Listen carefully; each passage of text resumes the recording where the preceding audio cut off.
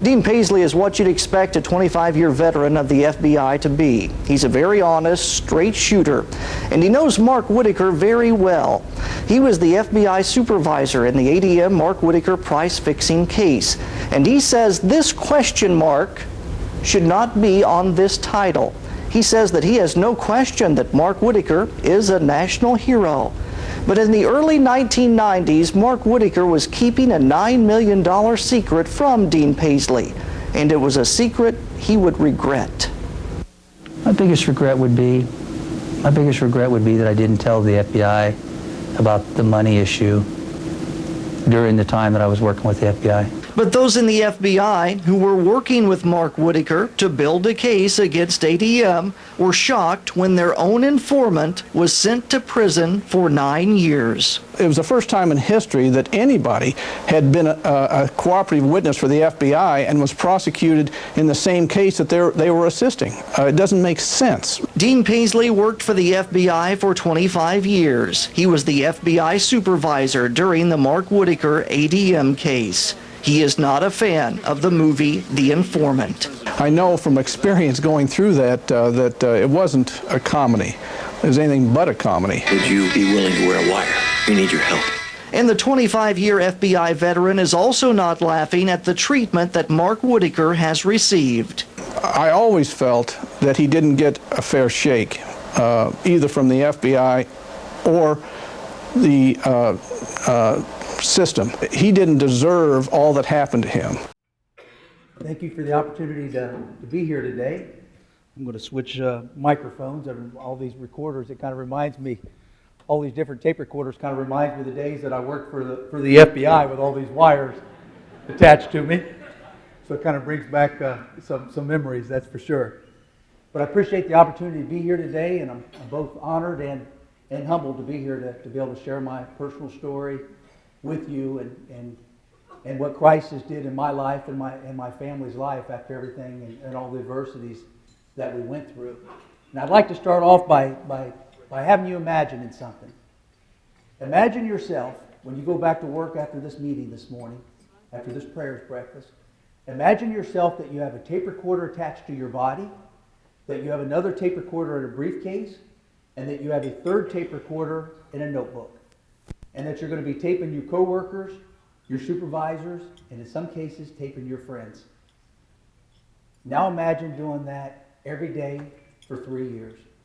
Because that's exactly what I did do from 1992 to 1995. I had a tape recorder attached to my body. I would meet the FBI at 6 every morning, where they would shave my chest, hook the microphone to my chest.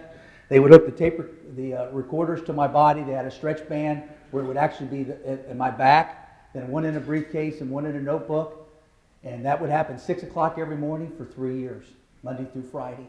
And then for 2 nights a week, I'd meet with the FBI from 6 o'clock to midnight to turn over the tapes and go over the evidence that I was accumulating on this fraud that was occurring, on this price-fixing scheme that was going on at ADM and other companies. To do a price-fixing scheme, it's an international cartel, and we were getting together with our competitors and basically ripping off and stealing from our own customers.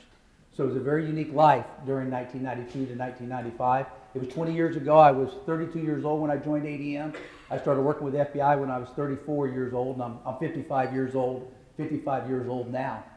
And the company that I was wearing a wire up against was no average company. What you had for breakfast this morning, what you have for lunch today, and what you have for dinner tonight, 9 times out of 10 has something from ADM in it. ADM is one of the largest food additive companies in the world, known as Archer Daniels Midland. When you go to the grocery store and you pull off any grocery off the aisle and put in your grocery cart, and you look at that ingredient label on the side, 9 times out of 10, at least one ingredient in that food that you're putting in your grocery cart, be it Coca-Cola, Pepsi, Kraft, Kellogg's cereal, General Mills, General Foods, and so on, 9 times out of 10, at least one ingredient was produced by ADM. Again, the largest food additive company in the world, $70 billion in revenue, not 70 million, but 70 billion, and 30,000 employees, number 56 at that time on the Fortune 500, so the 56th largest company in America and the 90th largest company in the world. So they were no small company. I do want to emphasize at this point, ADM had 30,000 hardworking people that did the moral and ethical thing every day. hardworking people. And it was 4 people at the very top of the company that lost their way, and I was one of those 4, where greed became our focus and tainted that company and put a cloud over that company. So I want to make it really clear that ADM itself was a very good company. It was just 4 people that lost their way, and they were the 4 people at the very top, and like I said, one of those 4 were myself. My position at that time at ADM at age 32, in 1989, I became the divisional president of the biotech division, which was the fastest growing division of the company. And I was the youngest divisional president in the 100-year history of that company. And 2 weeks before I met the FBI, I became corporate vice president of the whole company, in addition to being divisional president of the biotech division. So one would ask the question, well, why would I become an FBI informant against my own company when my future there was so bright? Before I answer that question, I want to really mention that greed became our focus, and greed for sure became my focus. And there's nothing wrong with having a nice home and so on, but when greed, the kind of home you have and the kind of cars you have become your entire focus, then you're in a bad place. And that's where I became. At age 32, in 1989, so you're talking over 20 years ago, 23 years ago, my base salary then was $350,000 a year. 23 years ago, but you're in a public company, your stock options and your bonus becomes your major part of your compensation. And my compensation during that time was about $3 million a year. And being 7 years out of college and earning $3 million a year at age 32, I thought I was a rock star, and I bought this house, 13,000 square foot house, 8-car garage, had a Ferrari, 2 BMWs, 2 Mercedeses, and greed became my entire focus, and definitely was in a bad place. And definitely one of the reasons why myself and 3 other executives lost our way, and it was our downfall in this case. So the reason why I blew the whistle on the largest price-fixing case in history is because of my wife, Ginger Whitacre. And I've been with my wife almost my whole life. I started going with Ginger when she was in 7th grade, and I was in 8th grade. I'll show you a few pictures of that situation. But again, she was 13 years old and I was 14 years old when we started going together. We got married in 1979, 33 years ago, and happily married today, which is for the incarcerated I'll get to in a minute. It's amazing to still be married after going through incarceration. But when I came home one evening, she was raising our 3 children, 3 young children, and one of them's disabled. He's 33 years old and still living at home today. He'll live home permanently. We adopted 2 out of our 3 children, and one disabled and requires a lot of attention and so on. And it's a blessing to adopt a disabled child. I can tell you, he has changed our hearts and changed our lives. But she was raising these 3 young children and hadn't worked for about 15 years at that point. And she could tell something was changing in me, that I wasn't the person that she married years earlier. And that greed was become my focus. And it was all about how much income I could make. When I was making $2 million a year, I couldn't wait to make 3. And when I was making 3, I was wanting to make 5 and wanted to be the next president and so on. It was never enough. And so she could tell something was on my mind. So one evening in November 1992, I was 34 years old. She was 33 years old. She asked me what was going on. And I told her how we were getting together with our competitors and how I was involved with this crime for 7 months at this point. And we formed a price-fixing scheme, an international cartel where we were stealing from our own customers. And she never heard the words price-fixing, my wife, at that point. So she asked me to define it further. And I said, well, basically, when we inflate the prices and charge Coca-Cola and Pepsi, and by the way, Coca-Cola and Pepsi, almost everything in there is ADM. About the only thing that Coca-Cola and Pepsi add is really the water and a can. The high fructose corn syrup, the citric acid, the caramel color, all that's produced at ADM. So the ingredients in those foods come from ADM, but when they pay higher price for those ingredients, they pass that on to the consumer. So I described to my wife that's stealing from her mother, her grandmother, her aunt, her uncle, her brother, her sisters. Everybody goes through those grocery stores we're stealing from $1 billion a year. And she asked me the most logical question I've ever been asked in my life at that point. She said, you're a $70 billion company, legally. Why would you steal $1 billion a year when you're $70 billion a year legally? But see, with greed, it's never enough. We could have been a $100 billion company or a $200 billion company. We still would have stole that $1 billion a year because with greed, it was never enough. So she put her foot down and she said, Mark, Either you tell the FBI or I will. And within an hour, I was sitting and confessing with the FBI for 4 hours. My own wife turned me in, and I went to prison. I'm still married to the same wife. That's unusual for someone turned in by someone like that. But we sat for 4 hours where I confessed to the FBI how we were stealing $1 billion a year from our own customers. Well, when you confess to a crime like that to the Federal Bureau of Investigation, you have to then, that's how you become an FBI informant. FBI informants in most cases have broke the law in order to get a lower sentence or immunity. They work with the FBI because of that. And that's how the next day, the reason why I had a wire hooked to my body, one in a briefcase and one in a notebook, because of confessing to the FBI of that crime. And my wife deserves the full credit for that. I really believe firmly, if she hadn't, it was proven in court that price fixing was going on for 14 years at that point. I was involved for 7 months, but for 14 years already at that point. And I feel firmly today that price fixing still would be occurring if it wasn't for my wife blowing the lid on the largest price fixing case in history. So think about it for a minute. What would have you done? Would you have taken the path that my wife took, which was do the right thing morally and ethically, and expose that case, that theft, that fraud? Or take the path that I was taking, that was continue to rise up the corporate ladder, making millions of dollars with my stock options, bonuses, and base salary, and just continue to look the other way? I rationalized and said, well, my bosses are doing it. There are 3 guys above me. It must not be that bad. And that's how I rationalized, and that's how I talked myself out of that it wasn't a fraud. But my wife looked at it black and white. It's a fraud, and you have to expose it. I told her at that time when she was forcing me to turn myself into the FBI that I'm likely to go to prison, that we're going to lose this house, the cars, our kids will no longer be in private schools, and so on. And she quickly came back with an answer and said she'd rather be homeless than be involved with a home with illegal activity. And we were almost homeless as a result of that. And she was willing to sacrifice everything to do the right thing. And she even said if I went to prison, she would stay with me. But that if I had to go to prison, I had to go to prison. But we had to do what we had to do. The background of my wife and I are very similar. We grew up in a small town called Morrow, Ohio, about an hour north of Cincinnati, Ohio. And my parents, 85 years old, still live in the same home that I was raised and grew up in. And her parents live about 10 minutes down the road. And I mentioned to you, we started going together in 7th grade and 8th grade. I grew up in Christian roots, and I was forced to go to church during that time. My parents still go to the same church at 85 years old, same church they went to back then. But it took me going to prison at age 41 to learn the difference between going to church and really being a believer and really being a Christian and having a personal relationship with Christ, because I was just going through the motions. It took me going to prison to know that. I thought by going to church, well, I must be a Christian. I go to church every Sunday for 30 years. Boy, it's a lot more than that to be a believer. I also do not have the typical resume of a white-collar criminal.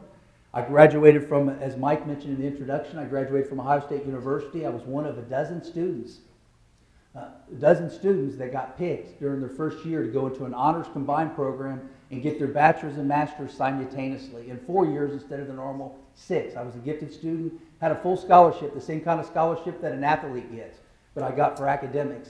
And I graduated at age 21 with both my bachelor's and master's simultaneously given to me at graduation in that honors gifted program.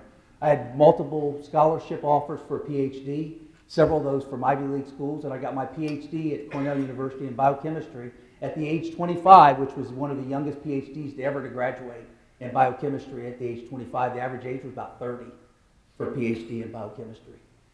And prior to me being diagnosed decades later for obsessive compulsive disorder, OCD, and bipolar disorder, I wasn't diagnosed 2 years later, but I'm going to show you a direct result of OCD and bipolar disorder prior to diagnosis and treatment. I continued my education after I finished Cornell at age 25. Even when I started employment in the Fortune 500 company called Ralston Purina, I continued my education nights and weekends, and here's a direct result of OCD and bipolar. I ended up getting a law degree. I ended up getting an LLM, a Master's of Law, specialized in philosophy of law. And this is all part-time as I'm working in Fortune 500 companies. I ended up getting a doctorate, a PhD in psychology, a PhD in economics, and an MBA in business. I ended up getting 9 degrees, 6 of them doctorate. So that's a result of undiagnosed OCD. took treatment to stop that education from happening. Now I want to switch gears just for a minute and talk about what it was like to work undercover for the FBI. Working undercover for the FBI, first off, let me ask you, how many have you ever worked undercover for the FBI? How many's working undercover for the FBI right now? I see two hands up there. They just blew their cover. But I would leave, as I mentioned, 6 in the morning, meet with the FBI. They would shave my chest. They would hook these microphones to my chest. And this is 6 in the morning every day for 3 years. This became a part of life. And they'd hook those microphones to my chest after they shaved it. They'd hook the tape recorder to my back with the stretch band. And then it wasn't quite as obvious as these right here, hooked to my belt. And then at 6 o'clock, I mentioned till midnight, I would go over all these tapes and debriefings and polygraphs and so on that you had to do when you worked undercover. And that went on for 3 years. So I would build the company during the day and act like a very loyal executive, a very loyal employee. But at night, I would be tearing down the very company that I built during the day. So it was definitely a life at odds with itself. And these meetings were not just in Decatur, Illinois, where ADM's headquarters are located, which is 3 hours south of Chicago in central Illinois. These meetings were all around the world.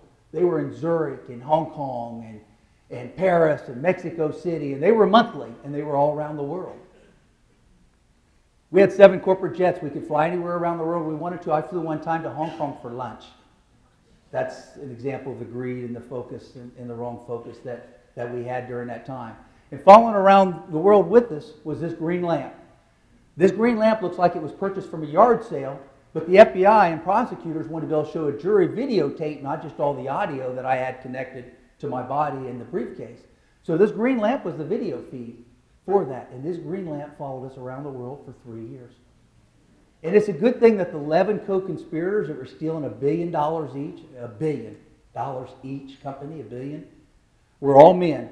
Because I'm convinced if there was a woman among us, she would have noticed that this green lamp that looked like it was purchased from a yard sale was following us around the world, and that this green lamp did not match the 5-star decor of a Mandarin in Hong Kong, a Shangri-La in Singapore, or Four Seasons in Chicago.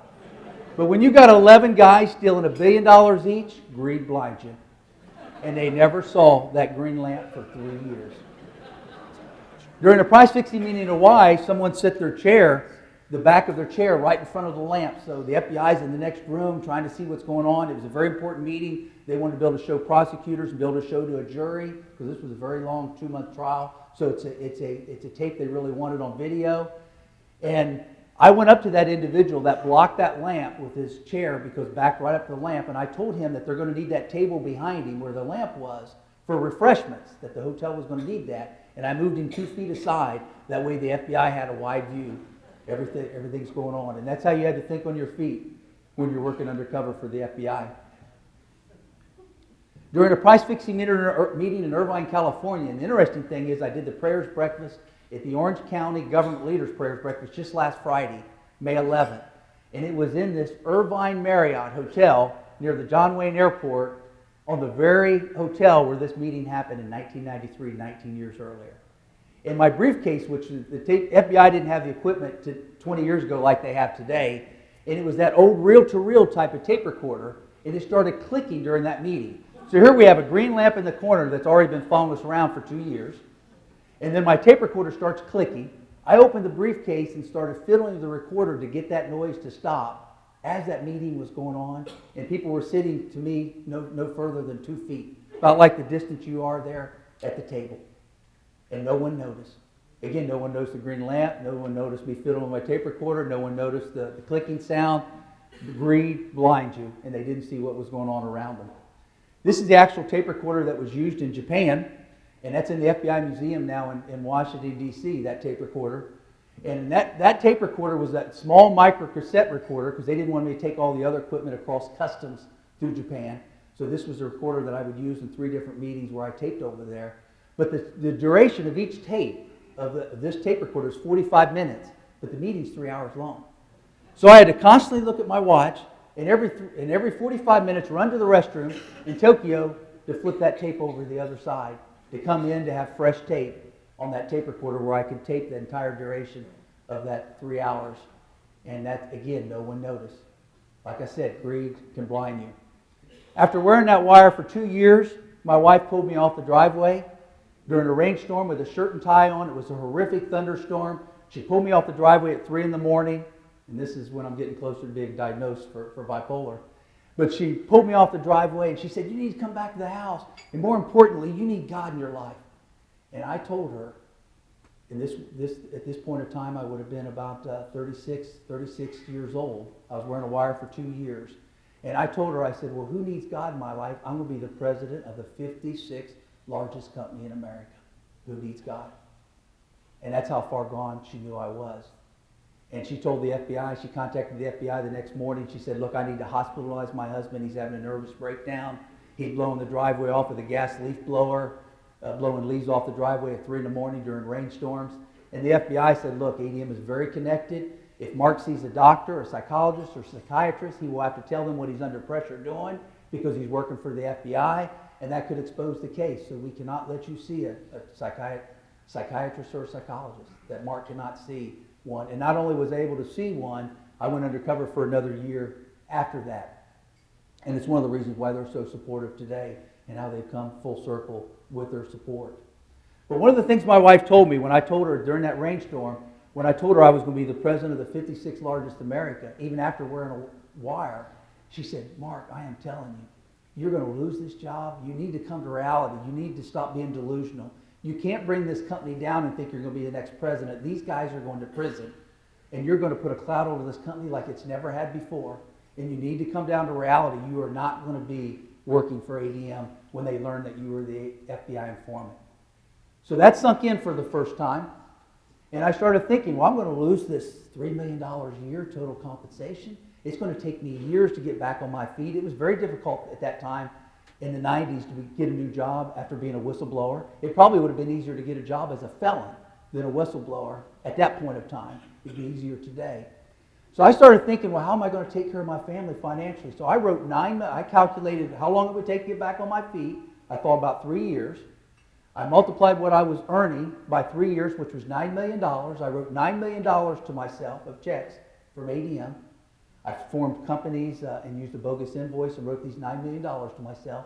And I thought to myself, if ADM came to me and said, Mark, you stole $9 million from us, we're going to prosecute you, I already had my answer. And my answer was this: you guys are stealing $1 billion a year.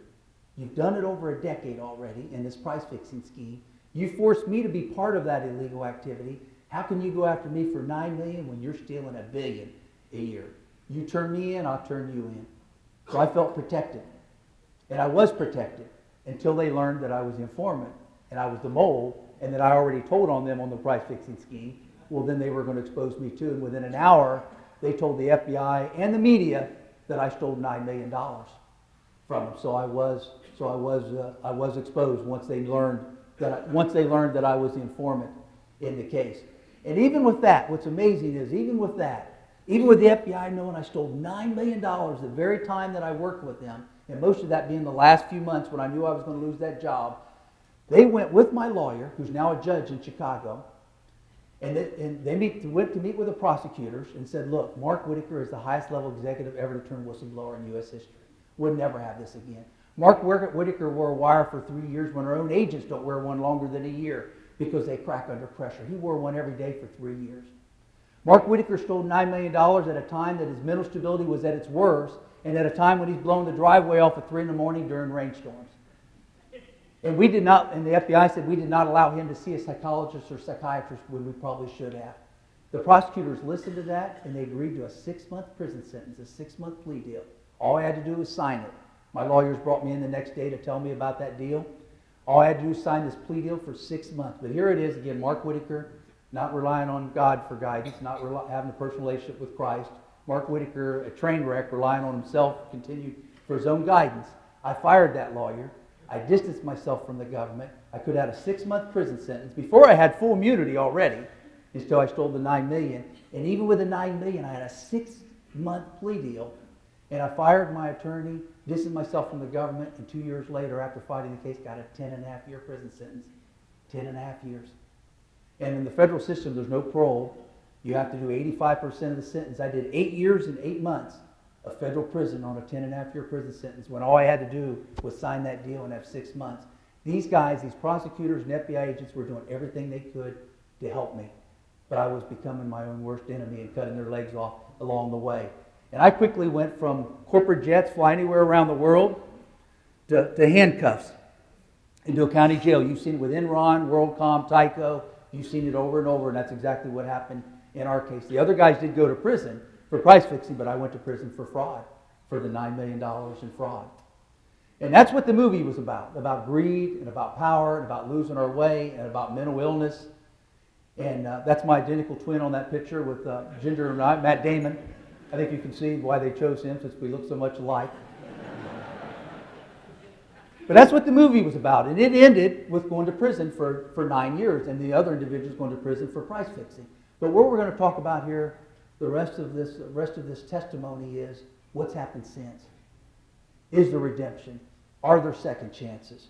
And that's what I want to talk about. And that's what was published in the book by Stephen Hoover about Mark Whitacre Against All Odds, which is the book based on faith and what faith did for our family and how I was able to transform my life with federal prison, even in federal prison.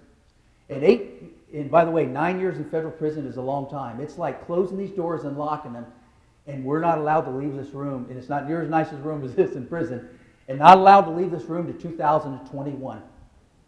That's what 9 years of prison is. I was in prison from age 41 to age 49. I got out 5.5 years ago in 2006.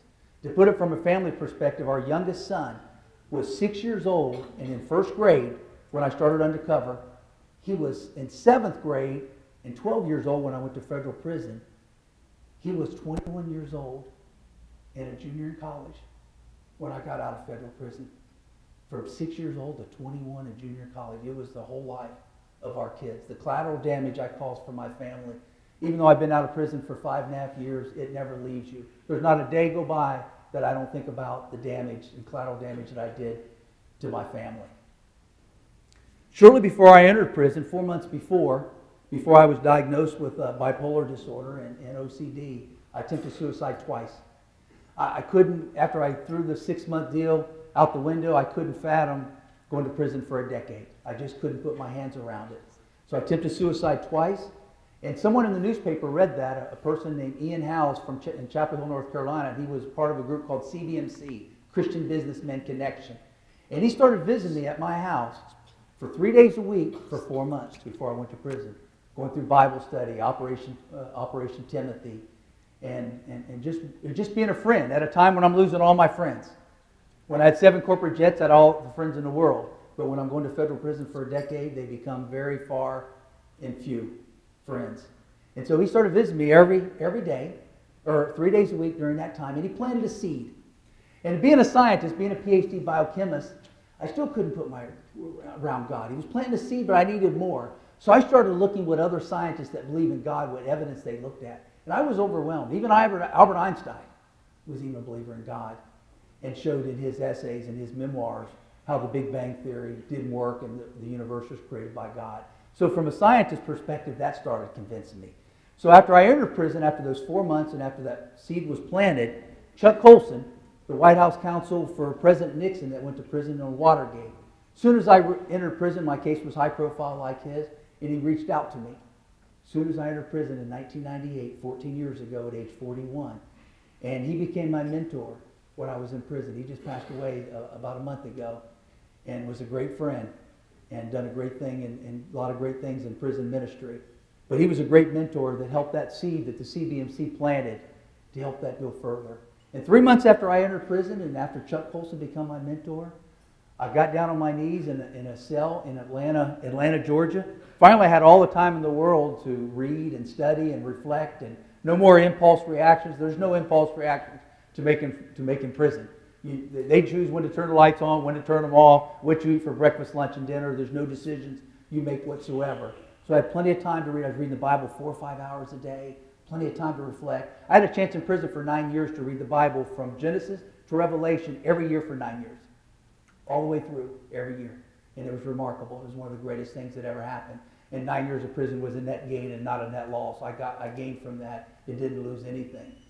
But 3 months into prison, my prison sentence, when I talked about the burdens that I had, And the first burden was that led to my suicide attempt, would I even have a family when I got out? If you serve 5 years and longer in prison, be it state prison or federal prison, it doesn't matter which one, 99% divorce rate.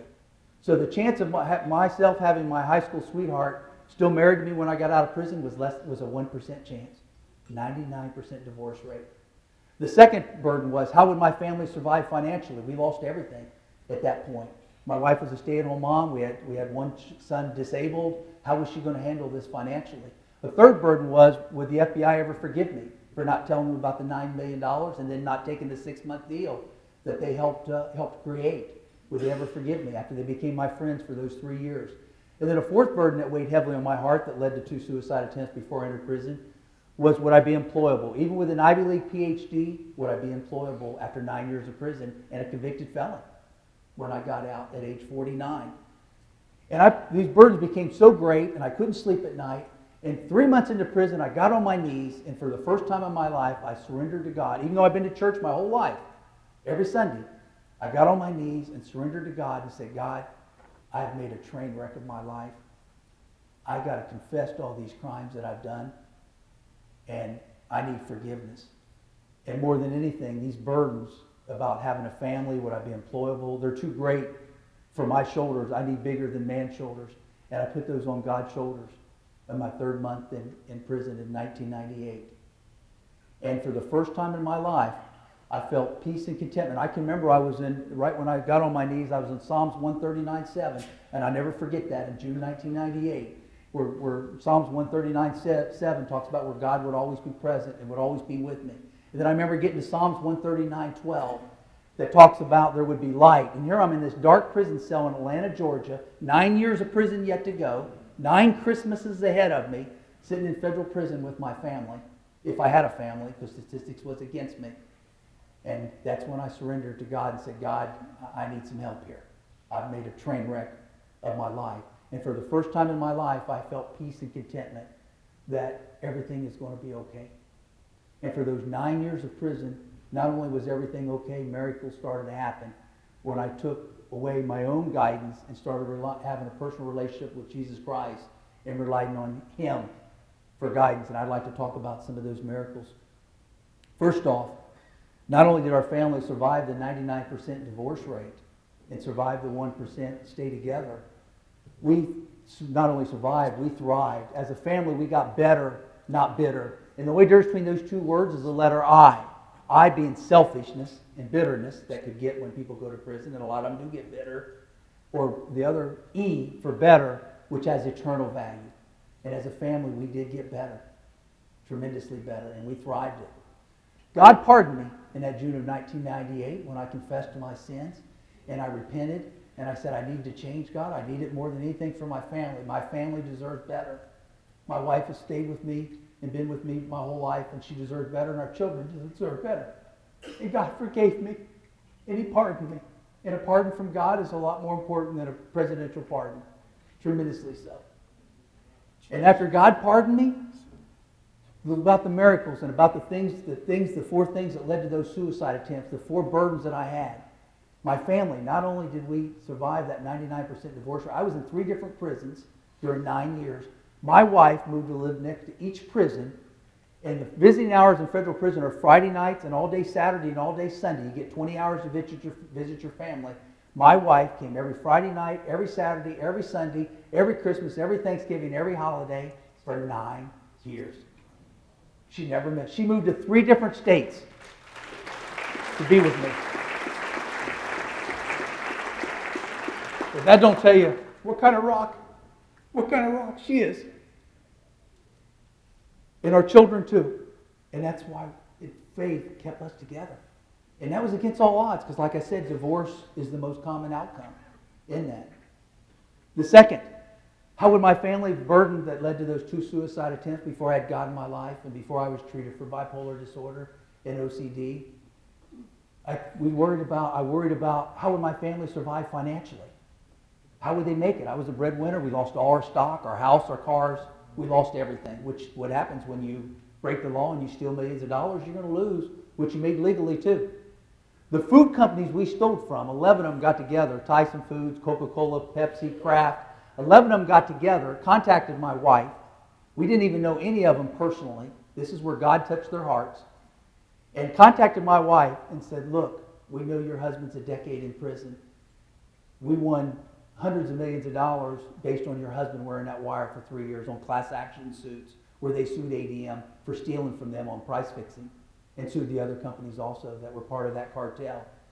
They put my wife back to college to become a teacher. My wife hadn't finished college at that point. At age 40, she went back to college to become a teacher. She was Teacher of the Year of our city in 2008.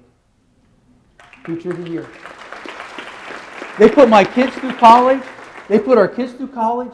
Those companies did the very people I was stealing from.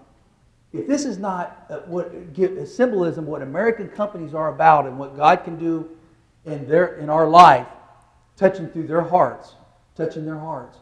Those companies we were stealing from paid our house payments, our car payments, our kids' college, my wife's college for 9 years. They adopted my family and took care of our family financially. God made that happen.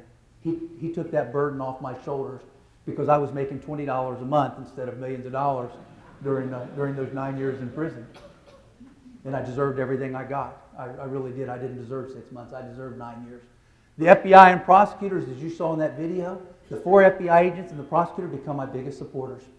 Tremendously so. They're trying to get me a full presidential pardon today. The pardon doesn't matter to me. God already pardoned me, but I do respect and I do appreciate tremendously that they support me and forgive me. And they started visiting me in prison and became my biggest supporters. I've done 4 events for the FBI, including 3 weeks ago event. And last year I was their keynote speaker at the FBI Quantico Academy for the FBI agents.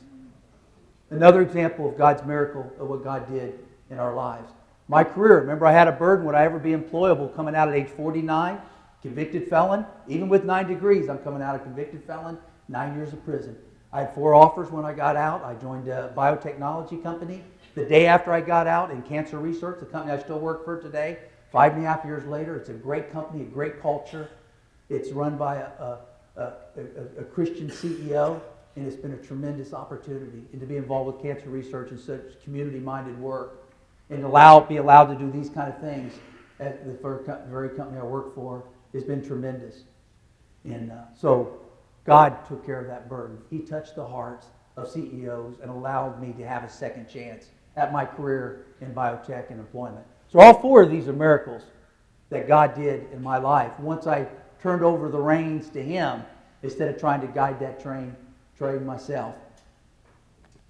So I'm an example of redemption. And I'm an example of the second chances in America. A prime example. And there's a lot of cases like that. I know hundreds of cases. And for example, like Christina's story also. And God does redeem. He does redeem us. And He does give you a clean slate and give you a chance to start over no matter when it was. My start over wasn't until age 41. And He still gave me a chance and a clean slate to start all over again. And it took me going to prison at age 41 at $20 a month for 9 years. $20 a month. No more $3 million a year. No more 13,000 square foot house. I had a 10 by 10 prison cell for 9 years. And for the first time in my life, I learned what my education was for. It wasn't used all that education for myself. I helped hundreds of guys get their GEDs, get their 2-year degrees. They had some of them dropped out of school in 8th grade, 9th grade. I helped them finish school. And it was so rewarding to use my education in something so productive and so purposeful as compared to just using that for selfish reasons. And those individuals that I helped get their high school diplomas still write me today. It is great to see them out of prison and community-minded, very productive citizens. And I felt like I had an influence on them. And like I said, 9 years of prison was a net gain, not a net loss. Because finally I had life with purpose instead of just life about myself, selfishness, and greed. I've had a chance to continue in prison ministry. I've talked to 5 prisons already this year, and I feel like it's one of the main things that God has given me and one of the main missions and main purpose in my life in prison ministry to help give inmates hope and help let them know that they will have a second chance and they can get their life back and have a better life than they had before when they went to prison. And I really enjoy going back into prisons. In Romans 8:28, to me, summarizes my story. And it talks about, as we go through adversities in our life, He can still take, God could still take all those things. He can take those ashes in your life and turn it into beauty. And that's what 8:28 is all about, that when you believe in God and His purpose, He can turn all things into good. And that's what He's done in my life with those miracles that I've described. So I urge you, if you haven't already, I urge you tremendously to reach out to Him and to reach out to God and have a personal relationship in Christ. And because He can do amazing things in and through your life, just like He did in my life, my family's life, and what He's done for us. Even with the adversities we went through, He turned those adversities and those ashes into beauty.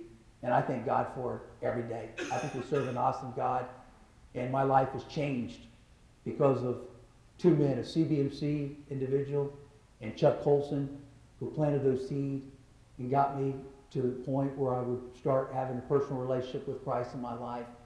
And I'm forever thankful for what God has done in my life. And I thank you very much, and God bless all of you. Thank you.